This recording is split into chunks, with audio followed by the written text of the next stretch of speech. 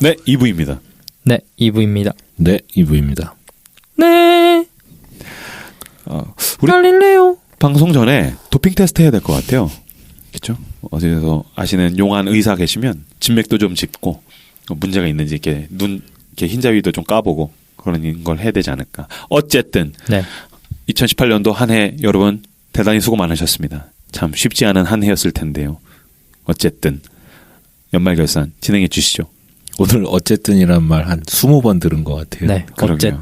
어쨌든. 제가 밀고 있어요. 뭔가를 끝내고 넘어갈 때에 꼭 이게 연결되어야 하느냐. 그냥 난 이거 끝맺고 다음으로 넘어갈란다 할 때 굉장히 유용합니다. 어쨌든. 네. 넘어가시죠. 네, 어쨌든. 세 번째는 그냥 혀로 굴리는 거 아니야? 이거 두두두두두 해지. 네. 올해 문장. 뚜둥. 올해 문장이나 올해 뭐 명대사 뭐 그런 것도 괜찮아요. 올해 성경 말씀 그런 것도 괜찮아요. 네. 네. 나부터 안 할래. 너부터 해. 저부터요? 네. 안 돼. 전 마지막에 할 거예요. 왜? 왜? 오늘 내가 진행이니까. 뭔 상관이야? 내 방송이니까. 너부터 해.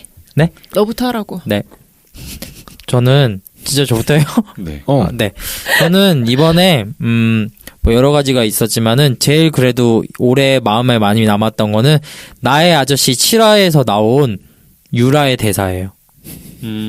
거기서 인물로도 나의 아저씨 봤잖아요. 손톱 네. 깨물지 마요. 봤습니다. 네. 거기서 이제 그 동네 아저씨들이랑 그 유라랑 같이 술을 먹는데 동네 아저씨들이 유라한테 물어봐요. 기운이 어디가 좋아요? 그러니까 그 유라가 말해요. 망가진 게 좋아요. 그러니까 그 기운이 송세벽 씨가 화를 내면서 얘기해요. 여기다 망가진 인생이야! 막 그러면서 너보다 못한 인간들 보면서 난 쟤보다 낫지? 그거 대놓고 말하냐? 막 이러면서 화를 내니까 유라가 제 얘기 좀 들어보세요. 끝까지 하더니 이런 얘기를 하거든요. 그게 아니고 저는 여기 있는 분들 다 존경해요. 인간은 망가질까봐 두려워하면서 살아요. 전 그랬던 것 같아요. 처음엔 감독님이 망해서 정말 좋았는데 망한 감독님이 아무렇지 않아 보여서 더 좋았어요. 망해도 괜찮은 거구나. 아무것도 아니었구나. 망가져도 행복할 수 있구나. 안심이 됐어요. 이 동네도 사람들도 망가질 것 같은데 전혀 불행해 보이지 않아요. 그래서 좋아요. 날 안심시켜줘서. 그러면서 이제 BGM이 쫙 깔리면서 은은해지죠. 이게 좋았어요. 저도 그 부분 좀 좋았던 것 같아요. 이렇게 감동을 주려고 만든 문장 같은 경우를 영화나 드라마에서 볼 때 난 조금 이질감을 갖는데 내용이 너무 좋아가지고 나도 짠했어요. 왜냐면은 제가 올해 제일 많이 썼던 말이 뭔지 아세요? 어쨌든. 아니요. 아니에요? 이번 생은 망했어. 그치. 그 얘기를 엄청 많이 썼거든요. 이번 생은 망했어. 근데 그 얘기를 하면 묘하게 마음이 좀 편해지는 게 있어요. 그래서 나는 불편하던데 들을 때마다. 이번 생은 망했다. 그러면서 약간 체념하게 되는 게 있어가지고 나 이대로 살아야 되겠다. 몰락했고 뭐 그렇게 생각을 했었는데 이 대사를 딱 듣는 순간에 와 그래 망해도 괜찮구나. 몰락해도 괜찮다. 몰락해도 괜찮구나. 왜냐면 나는 몰락해도 괜찮거든. 망하면 안 괜찮을 줄 알았지. 오늘 좀 딴 사람 같아요. 네, 망해도 안 괜찮을 줄 알았지. 나는 괜찮거든. 하면서 와 이 나의 아저씨 7화를 기점으로 해서 제가 도약을 했던 것 같아요. 망했는데 당당해. 그래서 사람들이 보면 신기하게 여기는 거. 저 뭐지?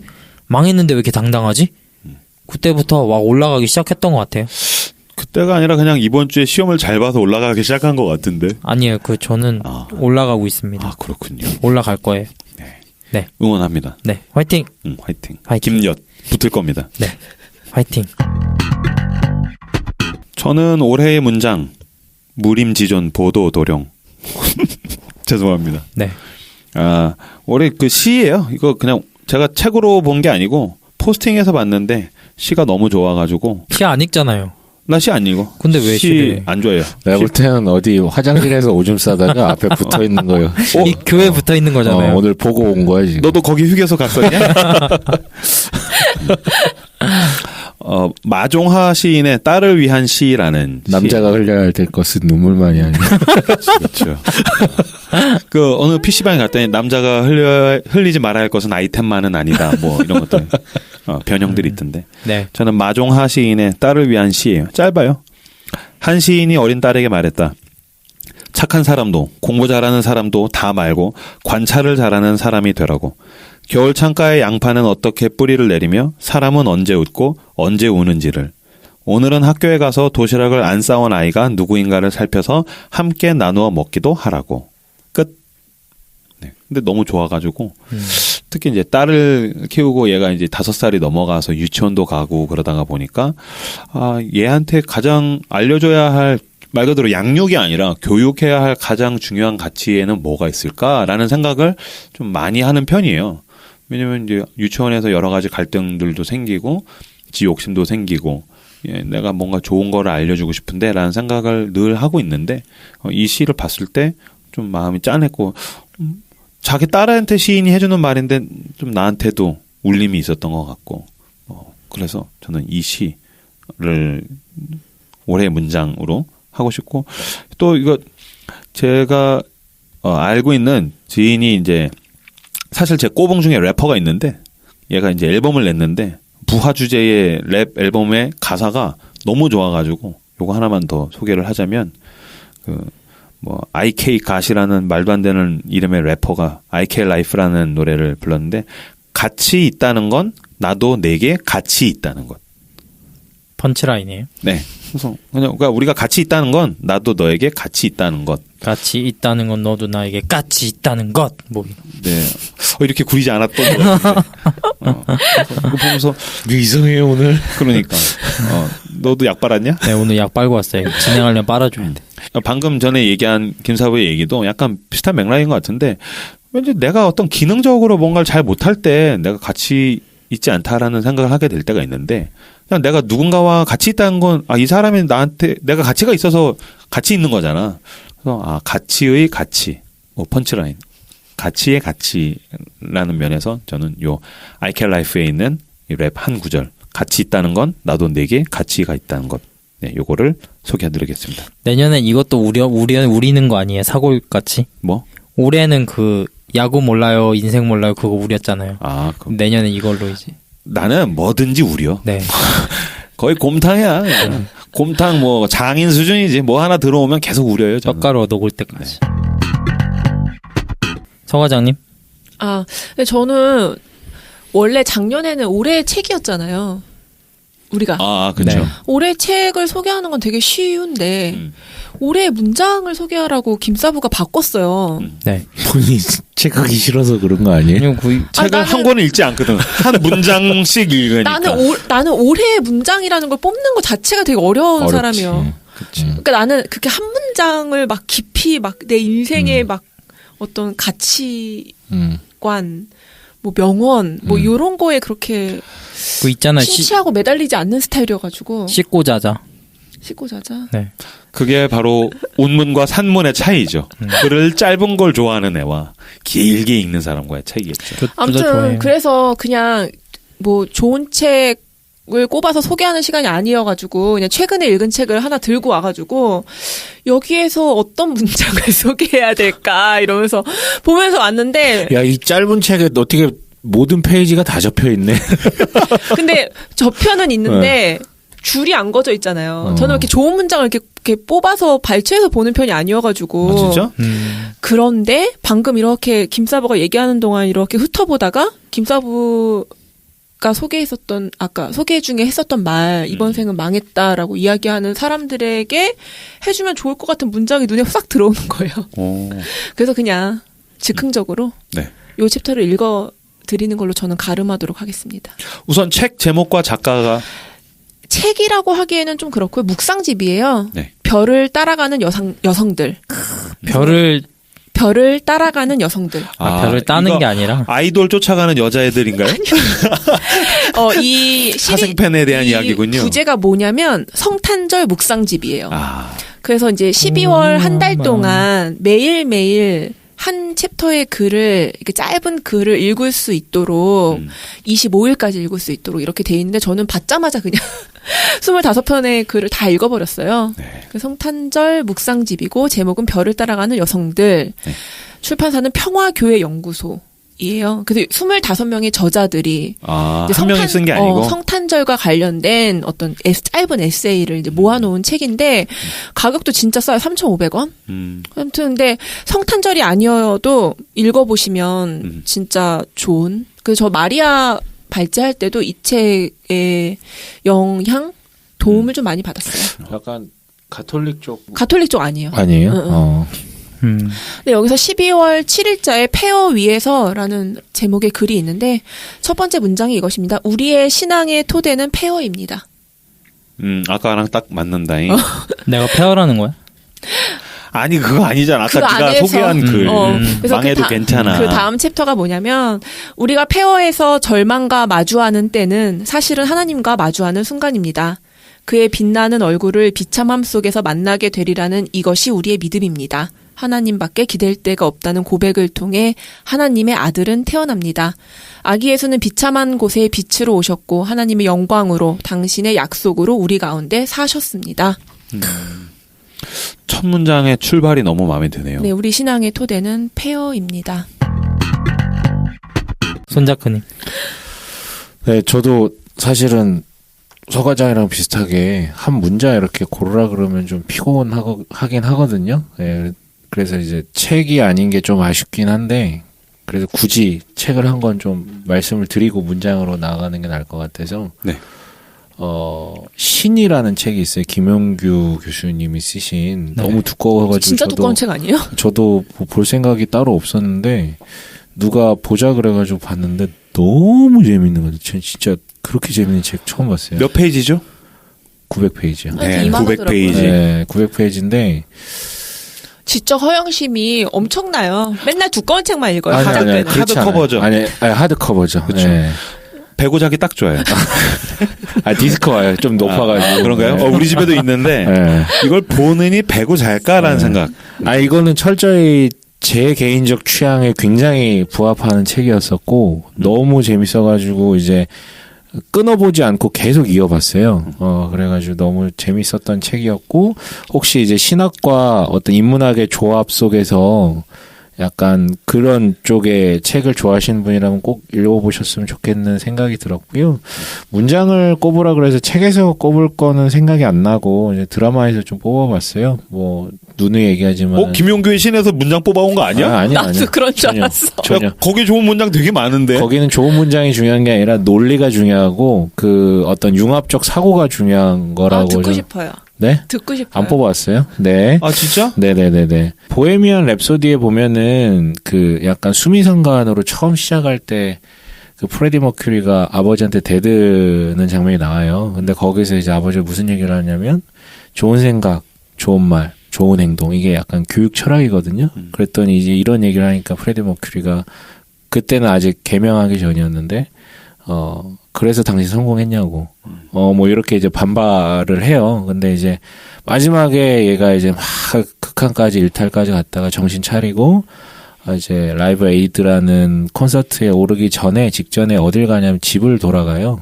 집에서 거의 내놓은 자식이었고 교류도 없었던 것 같은데 간 다음에 이제 프레디 머큐리가 뭔 얘기를 하냐면 아버지가 자기한테 인이 박히도록 했던 그 말 있잖아요. 좋은 생각, 좋은 말, 좋은 행동. 내 기억하고 있다고 본인 입으로 아버지한테 얘기를 하면서 아버지와 화해하는 장면이 나온 다음에 이제 그 절정의 콘서트로 올라가거든요. 그러니까 좋은 생각, 좋은 말, 좋은 행동이라는 게 되게 뻔하고 상투적인 표현 같은데 한 인생이 한 인격이 이제 만들어짐에 있어서 우리는 늘 그걸 이제 거부하고자 하는 욕망 속에서 살아가는데, 그러니까 그런 어떤 틀에 박힌 듯한 어른들의 말이 무의미하거나 꼰대들의 말이 아니라 한 사람이 정말 진정 자유함 가운데 건강하게 성장하고 자리매김하는데 굉장히 중요한 말이라는 좀 생각을 했어요. 그러니까 이런 얘기 우리도 많이 듣잖아요, 부모님이나 뭐 선생님이나. 근데 그게 꼰대들의 말. 틀에 박힌 말, 인에 박힌 말, 우리를 구속하기 위해서 하는 말이 아니라 사실 기독교 신앙이랑도 사실 그런 거잖아요. 어떻게 보면 굉장히 꼰대적인 말일 수 있는데 그것이 우리를 구속시키기 위해서 어떤 억압시키기 위해서 하는 말이 아니라 진정 우리가 좀 가치 있는 인생이 되기 위해서 해주는 말들인데 우리 좀 귀를 기울이는 게 어떨까. 그런 맥락 속에서 이 말이 되게 저한테는 오히려 굉장히 크게 다가왔었어요. 이 문장이. 근데 진짜 그게 네. 인생의 아이러니인 것 같아요. 그러니까 말하는 자와 듣는 자의 속도가 달라요. 맞아요. 그거를 뒤늦게 나중에 깨닫게 되는 게 맞아요. 그게 아이러니인 것 다 같아요. 예전에 다 들었던 말인데 다 누가 해줬던 말인데 들을 준비가 안 돼 있었던 거죠. 그치. 네. 자, 저 한 가지만 네네. 더 올해의 문장 추가하자면 요즘 미스터 션샤인을 보고 있어요. 약간 뜨문뜨문 보고 있는데 이 이병헌이 조선의 노비 출신인데 그 미국인 선교사의 도움으로 원래는 이제 그 어미아비가 죽을 죄를 져가지고 뭐 노비 입장에서 죽을 죄가 아니라 양반 입장에서 죽을 죄를 져가지고 뭐 멍석마리로 매맞고 뭐 엄마도 우물에 투신해서 죽고 그러니까 얘가 이제 도망치다가 어찌 해서 이 미국인 선교사의 도움으로 미국으로 건너가게 돼요. 어린 시절에. 그래서 이제 거의 아버지 삼아서 요셉 선교사를 아버지 삼아서 사는데 그러니까 나중에 이제 이병헌이 한국으로 돌아오게 되죠. 미국의 이제 군인으로 한국에 와요. 그때 그 요셉 선교사랑 이제 주고받았던 편지 중에서 이제 뭐 너를 위해 기도한다 하면서 내가 기도하지 않는 밤에도 하나님이 너를 지켜주시기를 기도한다 이런 식으로 문장이 끝나거든요. 이병헌이 나중에 이제 한국이 완전 이제 일본의 그 일제 시대로 넘어가고 이제 터덜터덜 이제 미국에 있을 때 이병헌이 하늘을 보면서 기도를 해요. 나의 아버지 요셉의 아버지이신 하나님이시여. 그러니까 자기의 아버지가 아닌 거예요. 나의 아버지 요셉의 아버지이신 하나님이시여. 기도하지 않는 자들의 기도도 들으십니까? 라고 물어요. 이거를 방송 나오기 전에 지나가다가 TV를 보다가 그 부분을 봤어요. 그러니까 뭐 맥락과 상관없이 그 기도 자체가 되게 그 기도문 자체가 되게 울림이 있더라고요. 웃기지만 넌 이병헌이 좋았지. 나 솔직히 이병헌 때문에 그 드라마를 보고 싶지가 않았는데. 진짜 우리 안 돼요. 슬랭 안 돼서. 진짜 이놈의 새끼. 그 기도문은 되게 좋네요. 울림이 있네요. 네. 귀하가 만들고자 하는 조선의 노비는 살 수 있어. 알겠습니다. 네, 알겠습니다. 네, 그럼 다음 뚜루루루 올해 아이템. 올해 아이템 전 있습니다. 뭐요? 이 아이템을 만나고 얼마나 정말 감사한지 모르겠습니다. 코털 깎기? 아니요. 올해 코털 깎기도 써봤어요. 그 코털 깎기라는 게 있어요, 남자들이. 네. 그래서 이제 코털을, 나이를 먹으면 코털이 코 바깥으로 자꾸 삐져나오기 때문에 코털 귀에도 깎기를, 털이 생기잖아요. 그 코털 깎기로 귀털도 깎아요. 근데 혹시 알아요? 왜 그러는지? 왜 나이 들면 코털 길어지고 귀에도 털 나는지 난 몰라. 이유가 있어요? 눈썹도 막 길어지잖아. 그러니까 이렇게. 왜 그러지? 막 아니야, 도인처럼. 아저씨 되면 그렇게 맞아, 된다니까. 맞아, 왜 맞아. 그러지? 맞아. 나도 궁금하다. 제가 귀털 컴플렉스가 있어요. 왜? 귀 안에서 삐져나오는 털이 인체의 모든 털 중에서 가장 빳빳하고 그렇대? 두꺼워요. 그래서 제가 가끔 이렇게 귀를 후비다가 그 귀털이 삐져나와 있으면은 아무것도 못해요. 그래서 그거를 꼭 뽑아야 되는데 이제 아내가 맨날 쪽집게로 뽑아주거든요. 그러면 그때 희열이 장난 아니에요. 그거 귀털 아프지 않아 뽑으면? 상쾌해요. 상쾌해요. 그게 자기 스스로의 힘으로는 뽑을 수 없어. 마치 죄처럼. 네.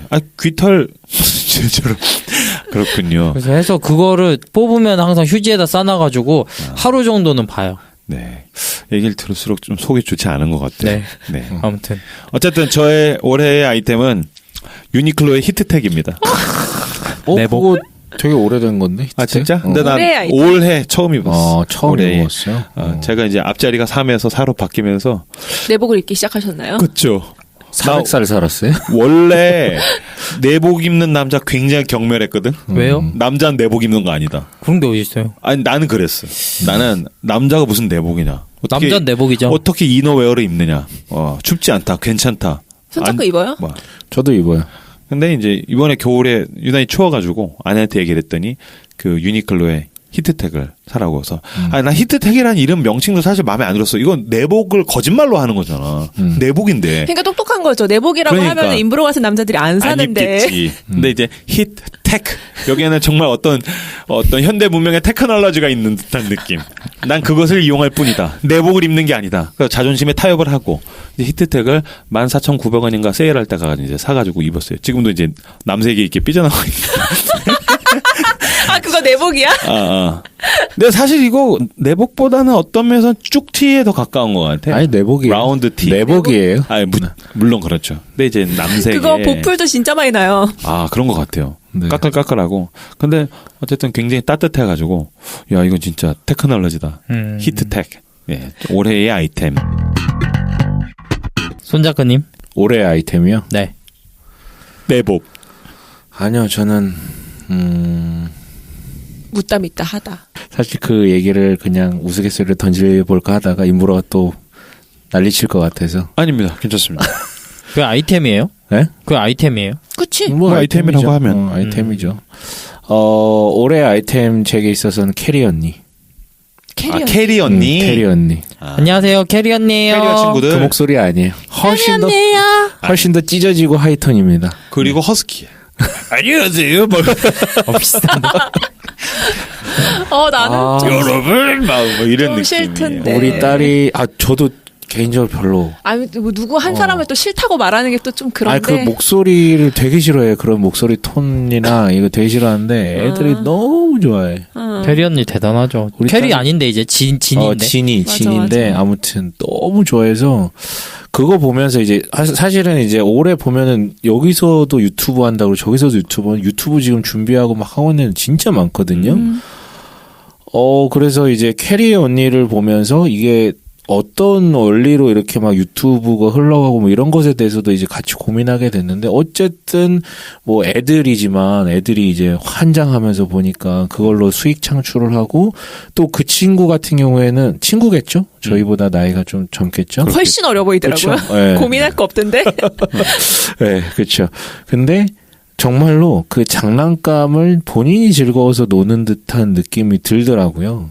그거 보면서 많이 좀 반성도 하고, 야, 이게 정말로 이 대상과 커뮤니케이션 한다라는 게 이런 어떤 느낌, 그리고 본인이 즐거워서 해야 되는 건데, 뭐 그런 어떤 오만 가지 생각을 하면서 중요한 건 어쨌든 아이들의 마음을 뺏는 그 아이템에 대해서 되게 신박했어요. 네. 들으면서 너무 당연하게 지금 듣고 있는데 생각해보니까 이건 미혼의 남녀는 무슨 내용인지 전혀 모를 수 있겠네요.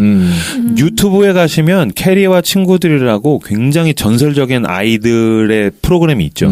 그 캐리라는 한 아가씨가 장난감을 가지고 놀아요. 예. 그렇죠. 그게 방송이에요. 아니 도대체 그런 걸 왜 보나요? 애들은 미친 듯이 봐요.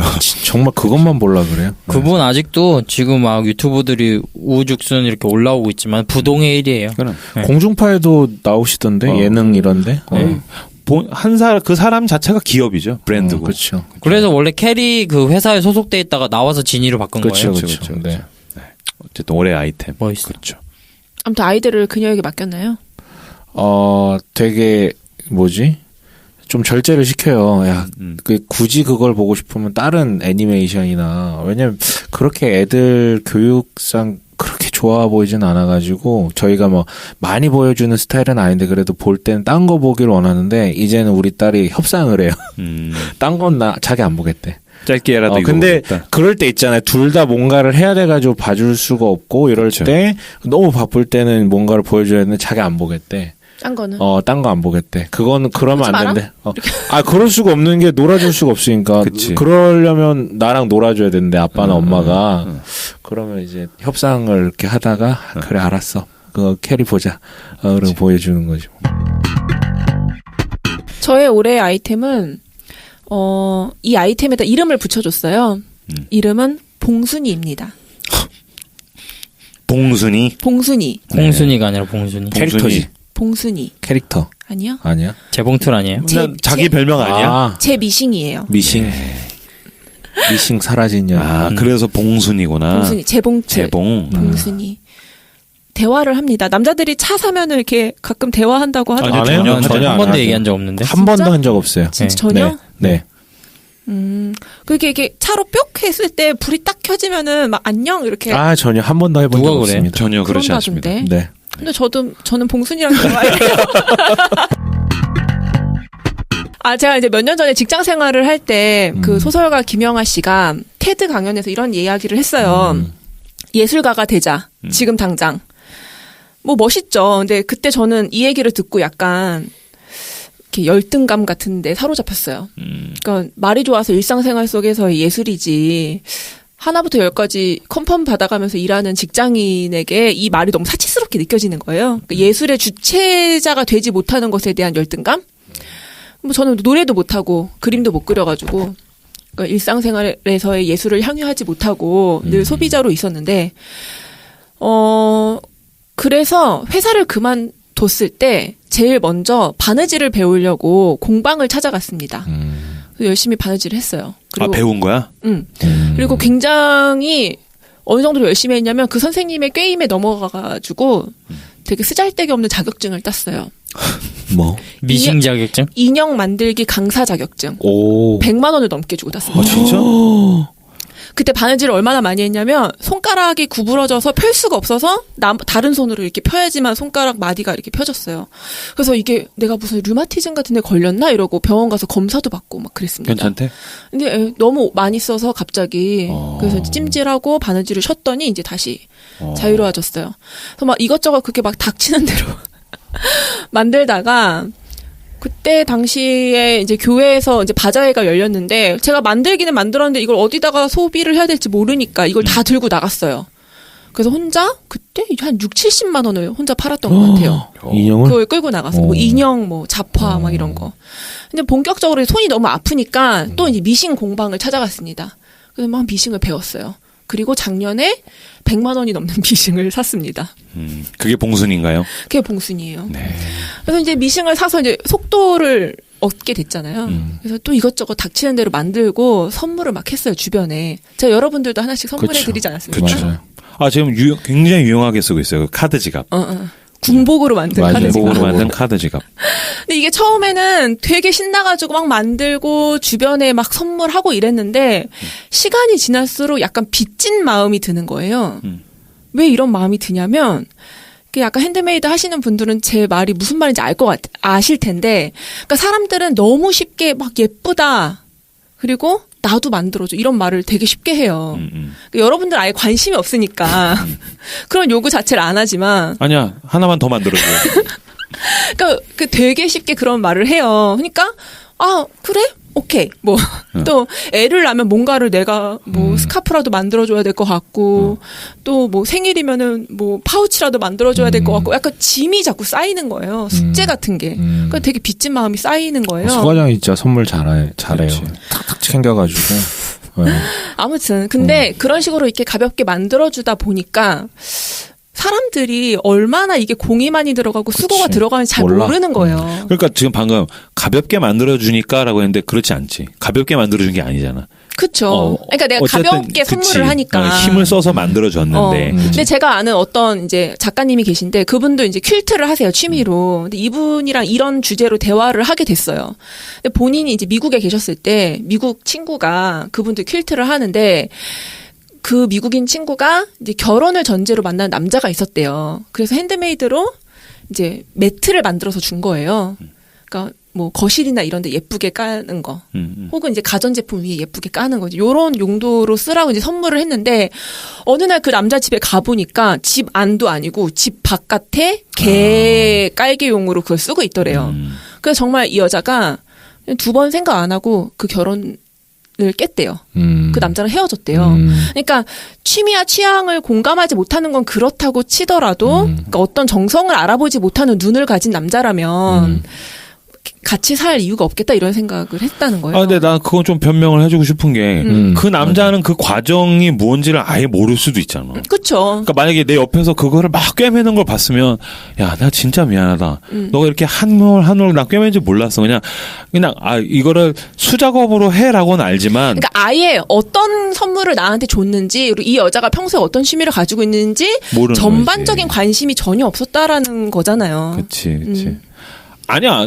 나는 이거 또 변명을 해주고 싶은 게 제 아내가 이제 그림을 그리거나 제 아내도 어쨌든 그 디자인 미술을 한 사람이라서 하는데 그림 그리는 거 보고 깜짝 놀랐어요. 너무 공이 많이 들어가서. 너무 공이 많이 들어가는 거라서 그냥 우리는 잘 그렸네. 라고 그냥 피상적으로 넘어가는데 그 내용에 얼마나 그 진액을 쏟는 노력이 있는지는 아무튼 세상에 쉬운 일은 하나도 없는 그치. 거죠. 그거 근데 보지 않으면 모르는 거지. 네, 아무튼 똑같다고 할 수는 없는데 저한테도 약간의 그런 허무함이 찾아온 거예요. 그렇지, 그럴 수 있지. 그래서 이제 취미지만 가치를 알아보는 사람들에게 평가를 받고 싶다 이런 생각을 하게 됐어요. 올해. 근데 아마 저 말고도 이제 뭔가를 만드는 사람들은 비슷한 욕구가 있을 거예요. 글을 쓰는 사람들이나 그림을 그리는 사람들이나 다 그럴 거예요. 그래서 올해 이 봉순이와 함께 이런 핸드메이드 마켓에 입점을 해가지고 아주 소소한 활동을 시작했어요. 그래서 결국엔 홍보인가요? 아니 전혀 어떻게 접근하실 수 있는지 전혀 공개하지 않을 거예요. 그러니까 뭐 제가 하고 싶을 때만 하는 거예요. 떠람대오 발제일 때 일주일 쉬고 뭔가 글을 쓰는데 마감이 있으면 또 일주일 쉬고 몸이 안 좋으면 또 안 만들고 약간 제가 하고 싶을 때마다 어쨌든 내가 만든 것을 올릴 수 있는 그런 나만의 공간이 생긴 거예요. 그러니까 뭐 어쨌든 일상에서 누리는 이 소소한 창작의 기쁨이 어쨌든 활력을 주었고 내년에는 더욱 열심히 봉순이를 돌릴 계획입니다. 지점을 낸다는 소문이 있던데. 전혀 그렇지 않고 크라우드 펀딩을 받는다는 프랜차이즈. 전혀 그렇지 않고 저는 올해의 아이템은 에어프라이어랑 에어팟. 에어팟? 에어팟. 그 콩나물 다가리? 네. 에어프라이어는 일단 저도 집에서 거의 혼자 밥을 해 먹으니까 네. 전자레인지로 하면 전자레인지를 별로 안 좋아해요. 그게 가열되면은 약간 뭔가 예전에는 그런 인식이 없었는데 어느 순간에서부턴가 그 전자파의 무시무시한 위력을 알고 나서 내가 그 전자레인지로 가열을 해서 먹으면은 전자파를 떠먹는 것 같은 느낌이 너무 많이 나는 거예요. 그래가지고 좀 그리고 맛이 거기서 거기가 되거든요. 그래서 좀 더 다른 방법이 없을까 하다가 아내가 계속 그 올해 내내 초반에 에어프라이어를 그렇게 얘기하는 거예요. 이게 진짜 짱이다. 근데 별로 귀담아서 안 듣다가 이제 인터넷에 페이스북 같은데 에어프라이어로 뭐 할 수 있는 레시피 같은 것들이 막 쭉 이렇게 자주 언급되던 때가 있더라고요. 그래가지고 하나 사자 해가지고 별로 안 비싸더라고요. 쿠팡에서 한 3만 원 이하짜리를 샀는데 너무 좋은 거예요. 거기다가 이제 뭐 만두 같은 거 있으면 한 5개 딱 넣고 에어프라이기 뭐 180도에 딱 맞춘 다음에 15분 딱 하면은 거기서 이제 뜨거운 공기가 나오면서 지글지글 이렇게 하면서 띠띠띠띠 하면서 그 바람이 부는 소리가 계속 나요. 만두 5개를 먹으려고 15분을 돌리는군요. 네. 그래서 딱 띵 하면 딱 하잖아요. 그러면은 전자레인지로 한 거랑은 다른 건강한 맛이 나와요. 후라이팬으로 해도 되지 않나요? 아니 후라이팬으로 하는 거랑 또 다른 맛이에요. 그런가요? 네. 네. 아주 기름을 안 쓰니까. 네. 기름을 안 쓰니까 뭐랄까? 되게 바삭바삭하고 뽀송뽀송한 맛? 거기에 해먹을 수 있는 게 굉장히 많아요. 호떡도 해먹어도 되고 웬만한 전자레인지로 할 수 있는 거는 걷다 다 돌려도 돼요. 그래서 한 개를 팔면 얼마가 떨어지나요, 김사부한테? 네? 저한테 떨어지는 거 없어요. 네. 그럼 뭐 해먹어요 거기다가? 뜨겁게 가열할 수 있는 모든 걸 해먹죠. 그래도 자주 해먹는 게 있을 거 아니에요? 자주 해먹는 거? 일단 만두를 올해 엄청 해먹었어요. 내가 무슨 홈쇼핑에서 만두 세일한다고 샀는데 5만 원어치인가 샀거든요. 근데 그 비비고 만두 그게 맛있어. 아니 거의 30봉지인가 산 거예요. 비비고를 30봉지를 샀다고? 진짜로 거짓말이 아니야. 올드보이야 올드보이. 그래가지고 진짜 올드보이 된 줄 알았다니까. 맨날 먹었어. 감금된 거 아니야? 지금 허락받고 지금 외출 나온 거 아니야? 진짜 며칠쯤 끊어가지고 김치만두 무슨 교자만두 그냥 일반 만두 해가지고 맨날 만두만 먹었어요. 네. 맨날 만두만 먹었어요. 근데 축하드립니다. 편해요. 점점 코가 커지는 것 같아요. 우리 김만두님. 김만두님. 네. 근데 에어프라이어는 진짜 요리를 좋아하시는 분이면은 근데 다양하게 해 먹을 수가 있거든요. 거기다가 뭐 이렇게 여러 가지 이렇게 겹겹이 쌓아가지고 뭐를 해도 되고 그런데 제가 그거 세척하기 귀찮아가지고 좀 가볍게만 했는데 뭐 그건 굉장히 활용 빈도가 높은. 저희 집에도 좋은 있는데 제 아내가 아이들 딸들한테 그거 해주더라고. 밤 해가지고 알밤을 넣어서 군밤이 나오더라고. 그거는 되게 좋은 것 같아요. 애들한테 주기 좋아요. 그러니까. 근데 이게 혹시 또 오해하시는 분들이 있을 것 같아서 전자레인지는 유해성이 없어요.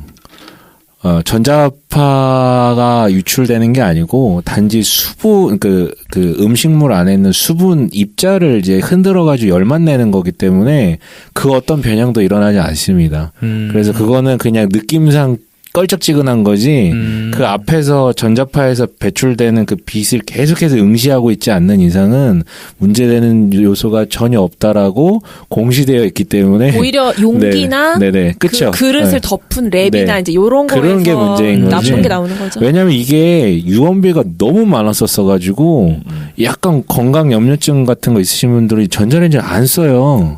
그래요? 되게 피곤하게 살아요. 그래가지고 특히 부모님 세대들 중에 그 한번 유언비에 확 돈 적이 있었었거든요. 전자레인지에 돌리면 음식물에 그 뭔가 발암물질? 네, 뭐 암물질이 나온다. 근데 그래요? 그거는 전혀 근거 없는 유언비예요. 전자레인지가 없으면은 뭐 저 사랑합니다 전자레인지. 육군의 대부분은 영양실조에 걸려요. 그렇죠. 아 진짜 만약에 군부대 에어프라이어 하나 있으면은 그 해먹을 수 있는 군 CP를 훨씬 더 고급지게. 근데 너무 오래 걸려요. 오래 걸려. 너무 오래 그렇긴 걸린다. 너무 오래 걸려. 땡 하고 30초 1분 안에 끝내야지. 그럼. 여유 있게. 전자레인지야말로 군인의 뒤에 친구죠. 줄이 10명씩 서 있는데. 그럼. 네. 어쨌든 에어프라이어랑 두 번째는 에어팟.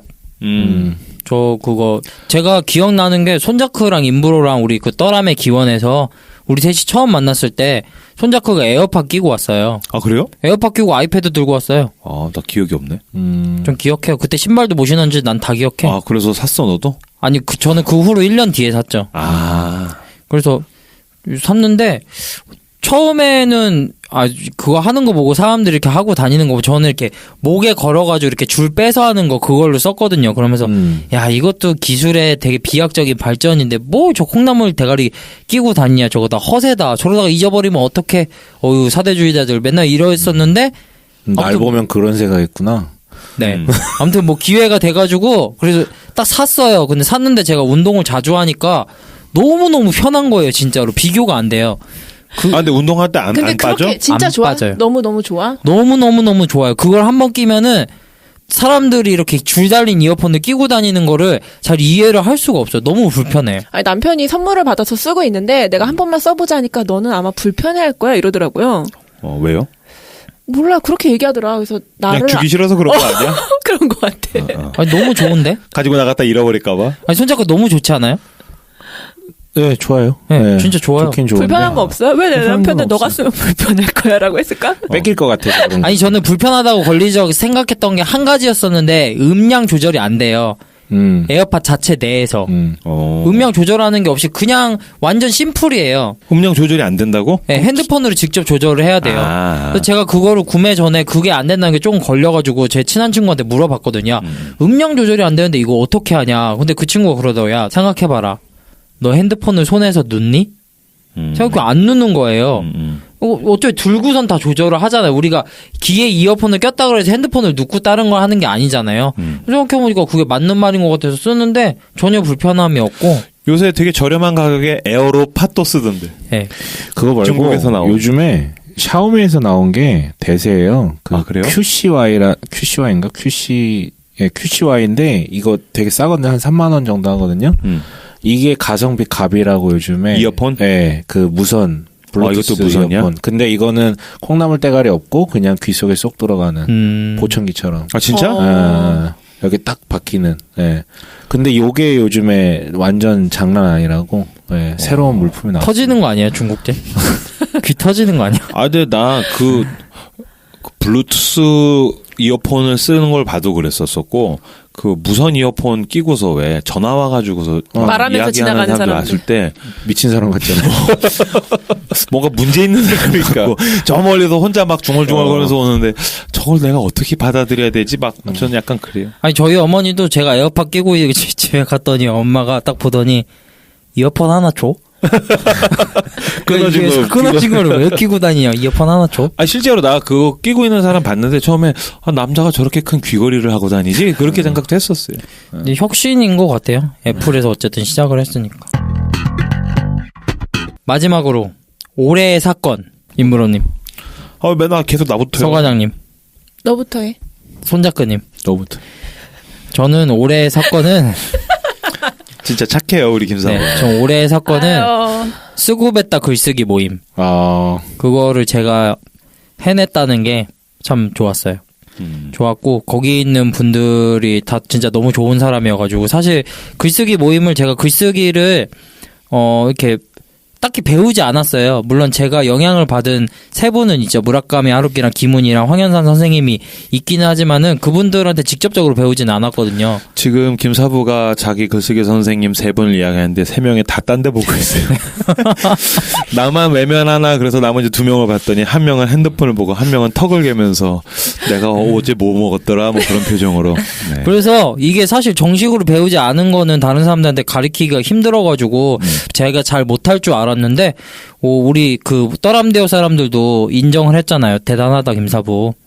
아니 말 정확하게 해야지. 네. 어떤 면을 우리가 대단하다 높이 평가했는지. 네. 모든 사람이 다 어쨌든 너처럼 글을 쓰더라. 그러니까요. 거의 대단한 거죠. 그것은 참 높이 산다. 네. 그래가지고 와 정말로 이런 어떤 복제 김사부를 만들 수 있구나 내가 그런 거에 되게 놀랐었고 제가 올해에 있어가지고 다른 사람한테 지속적으로 뭔가 내 안에 있는 좋은 것들을 흘려보냈던 시간이 그게 최초거든요.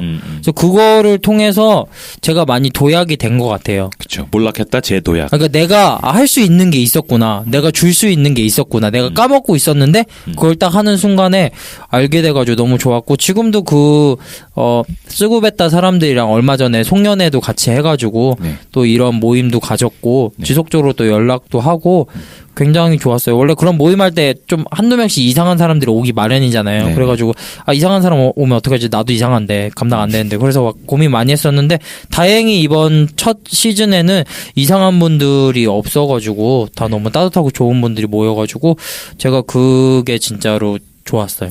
그 쓰고베타라는 명칭을 누가 처음에 생각을 해낸 거죠? 그리고 기도하는 중에 하나님께서 네, 임브로입니다. 네.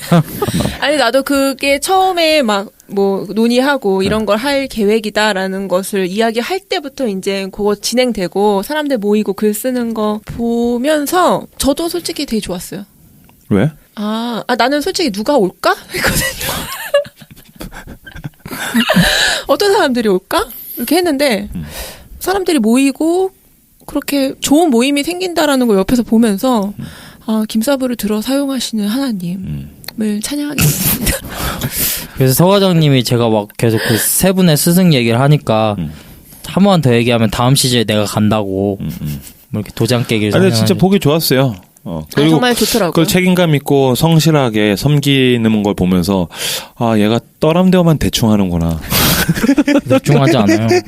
저기선 되게 열심히 하는구나. 네, 이제 농담이야. 그러니까 좋아하는 걸 하는 모습을 보니까 되게 좋더라고요. 좋아 보였어요. 그런 것도 그렇고 나는 뭔가 되게 완벽해야지만 그런 걸 할 수 있다라고 생각했는데 용기가 되었나요? 그러니까 그게 막 이 얘기가 막 김사부가 못한다라는 얘기를 하고 싶어서가 아니라 뭐 김사부가 되게 완벽하기 때문에 그걸 한 게 아니잖아요. 완벽해서 한 건데. 이 새끼야.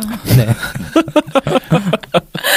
하고 싶은 걸 한 거잖아. 네. 그러니까 그걸 보니까 되게 도전을 받죠. 도전이 되더라고요. 너무 좋았어요. 다음에 수강하실 분은 저한테 개인적으로 연락해 주시면 감사하겠습니다. 왜 이렇게 소극적으로 얘기해? 네. 대놓고 얘기해도 돼요. 네. 수강하실 분은 다음 모임은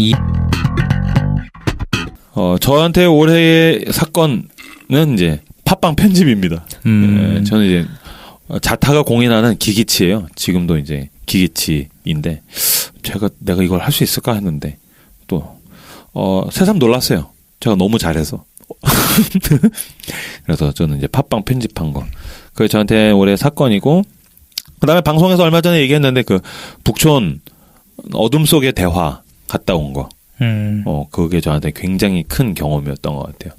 그래서 저는 원래 이제 뭐가 좋으면 늘 떠들고 다니지 않습니까? 복음을 전하는 것에 굉장히 능한 사람인데 최근에 누구를 만나든 이제 우려먹고 있죠. 어둠 속의 대화를 가야 된다. 그 어둠에서의 비로소 빛이 나에게 어떤 의미인가. 그게 열리게 된다. 그 얘기는 한참 하고 다니는데 어둠 속의 대화. 그다음에 이제 마지막으로 사회적인 사건 하나만 더 얘기하자면 이제 그루밍 성폭력 있죠. 그 이제 SNS를 하시는 분들은 뭐 이미 TV에도 공중파에서도 나오고 그래서 알고 계신데 그루밍 성폭력을 이제 파헤친 그 분들이 저랑 약간 관계가 있는 분들이라서 저도 그 전부터 알고 있었는데 좀 분노하면서 응원하면서 잘 지켜보고 있고 다시는 교계에서 좀 이런 일이 없었으면 좋겠고 이런 일들에 대해서 좀 도와주고 문제를 해결할 수 있는 이번 사건을 계기로 그런 단체가 조금 세워졌으면 좋겠다. 기구가 형성되었으면 좋겠다. 그래서 좀 감시하고 집단적으로 움직이고 이랬으면 좋겠다라는 생각을 하고 있어요. 어쨌든 그 범인은 정말 나쁜 놈입니다. 나쁜 놈이. 네, 손 작가님. 네, 저는 올해 참 일이 많았어요. 그래서 감사한 일도 많았고, 우선 책이 나왔고, 그렇네요. 네, 감사하게 또 잘 팔리고 있고, 네. 그리고 또 제가 어쨌든 그 목사라는 게 이미 다 까발려졌기 때문에 깜짝 놀랐어요. 전도하려고 그랬는데. 교회 데리고 가려고 했는데, 네, 근데 이제 뭐 또 새로운 교회가 하나 시작되게 되었고, 그것이 지금 진행 중인데, 여전히 굉장히 많은 부담이지만 이렇게 시작했다는 것 자체가 참 감사한 일이고, 큰 일인 것 같아요. 그리고 저는 아직도 기억나는 장면은 아까 문재인 대통령 얘기했는데, 그 4월 달에이었나요? 4월쯤이었나? 6월이었나? 기억이 정확히 안 나네. 아무튼 그 남북 정상이 만났던 그 사건이 저에겐 굉장히 강력한 순간이었어요. 그래서 올해의 사건으로 좀 꼽을 수 있는 것 같습니다. 네. 네. 네, 성 과장님. 저도 올해 뭐 솔직히 손 작가에 비하면 이렇게 굵직굵직한 일들이 많았잖아요. 저 되게 소소하게 저한테 의미 있는 일들이 있었어요. 올해를 한마디로 이야기하면 쓰고 읽고 말하고 만들고 이렇게 이야기할 수 있을 것 같아요. 그래서 제가 예전에 그 출판사에서 책을 팔던 사람이었거든요. 마케터였는데 올해부터 어떤 어린이 큐티집에 고려를 받고 원고 칼럼을 쓰게 됐는데 이게 별거 아닌 것 같은데 그 출판사에서 월급을 받았었던 직원들은 고려를 받고 글을 쓴다라는 거. 그러니까 작은 금액이어도 그게 되게 의미 있다라는 것을 아실 거예요. 그러니까 뭔가 남의 작품만을 팔다가 뭔가 내 글에 누군가가 돈을 주는구나. 이게 되게 가치 있는 일이었거든요. 어떤 유통업자에서 생산자가 되는 느낌이야? 맞아요. 되게 소소하더라도 썼고 그리고 남편이 이제 그림을 좀 그리는데 원래 미대를 가고 싶었는데 돈이 없어서 못 갔대요. 그리고 이제 저랑 결혼하고서 동네에 그런 이렇게 성인반 미술학원이 생겼는데 제가 거기를 끌고 가서 그 등록을 시켜줬었어요. 아, 진짜? 몇 년 전에. 그러니까 제대로 한 번도 미술을 배웠던 적이 없는 사람이어가지고 근데 미술학원 다니고 싶은 어떤 열망 같은 게 있다라는 걸 알았었거든요. 그래서 거기 이제 끌고 가면서 나중에 이걸로 밥값을 해야 된다 이러면서 끌고 갔었는데 어떻게 이렇게 끄적끄적 거리던 그림을 이제 누군가가 보시고 어쨌든 그게 단행본으로 책이 나오게 됐어요. 그 작업을 남편은 1년 동안 했고 저는 또 글 쓰고 떠람띄워도 저한테 너무 큰 의미였죠. 올 한 해. 그리고 또 편집도 하게 되고 인보로처럼 바느질도 하고 그러니까 부부가 계속 뭔가를 그리고 만들고 읽고 쓰고 막 이러고 있었던 거예요. 그래서 올 한 해가 참 그랬고 그런 결과물들을 어쨌든 나는 떠람띄우고 에피소드가 쌓이고 남편 또 책이 나오고 막 이래가지고 그런 것들이 우리한테 되게 큰 힘을 줬었던 것 같고 이벤트였던 것 같아요. 네, 그럼 마지막으로 올 한 해를 한마디로 정리하는 멘트로 하고 마치도록 하겠습니다. 그리고 이 방송을 듣는 청취자분들도 댓글로 저희가 나눴던 뭐 올해의 영화, 올해의 인물, 올해의 아이템, 올해의 사건, 올해의 문장 혹시 특별히 나눠주고 싶으신 게 있으시면 네, 이 카테고리로 해서 나눠주시면은 감사하겠습니다. 김사부가 사비를 털어서 네, 선물을 사비로 드릴 선물을 것입니다. 드립니다. 제 사진을 한 장씩 보내드리겠습니다. 굉장히 유용하다고 문 앞에다 붙여놓으면 앞귀를 쫓는데요. 잡기가 떠나간다. 닮아도 신천지가 그냥 물러난다고. 그렇죠. 신천지가 왔다. 여호와의 증인이 이거 뭐지? 저는 이거는 생각을 해봤어요. 올해를 한마디로 어떻게 얘기할 수 있을까? 딱 한 단어가 떠올랐어요. 새벽 미명. 새벽에서 날이 아직 밝지 않아서 이것도 화장실에 있는 문구인데. 어두운 상태. 너 나랑 같은 위에서 가나 보다. 네. 그래서 아직 여전히 어둡지만 밝아질 것이다. 아직 어둡지만 발가락이 아직 여전히 어두운데 뭔가 밝아질 것이라는 희망. 그 어둠과 빛이 어스름하게 이렇게 혼재되어 있는 상태에서 여전히 어두운데 밝아질 것이라는 희망. 그래서 저는 새벽 미명이라고 이건 나에게도 그리고 우리 나라에게도 뭐 한국 교회에게도 새벽 미명이라는 단어로 올해를 마무리 짓고 싶습니다. 내가 너무 멋있지. 네. 아무도 안 들었어요? 네. 손잡거든요. 저는 올해는 참 뜨거웠다. 네, 여름 정말 뜨거웠죠. 그렇죠. 근데 겁나 더웠어. 그것뿐만이 아니라 그냥 올해 저에게 뭐 일이 되게 많았던 것 같아서 참 뜨겁게 한 해를 산 것 같다. 라는 어떤 생각 때문에 그 한마디가 마음에 남습니다. 하얗게 불태웠어. 정말 하얗게 불태웠어요. 정대만이야. 지금도 제 얼굴 보시면 알겠지만 하얗게 떴어. 떴죠 지금. 네네. 네. 올해도 은혜였습니다. 뭐야 그러면 하나님이 저 하셨습니다. 다시 하겠습니다. 저도 다시 할래요. 왜? 지금까지 지내온 건. 네. 뭐 그쵸? 네네. 올해도 네. 은혜였습니다. 저는 깊은 밤 안개 속 별빛 한 조각. 한 해 동안 참 수고 많으셨습니다. 뭐 어떻게 그 한 사람의 속사정을 다 헤아리겠냐마는 우리 청취자 여러분들 한 해 살아내시느라고 여러분의 삶의 자리에서 고생 많으셨다라는 이야기 남겨드리면서 한 해를 마무리하고 다음 주에 또 다른 방송으로 여러분들을 찾아뵙도록 하겠습니다. 감사합니다. 감사합니다. 수고했어 오늘도. 새해 복 할머니 할아버지 근데 이거 작년에도 청소했어요. 새해 복 친구들아 너네들도 새해 복 새해 복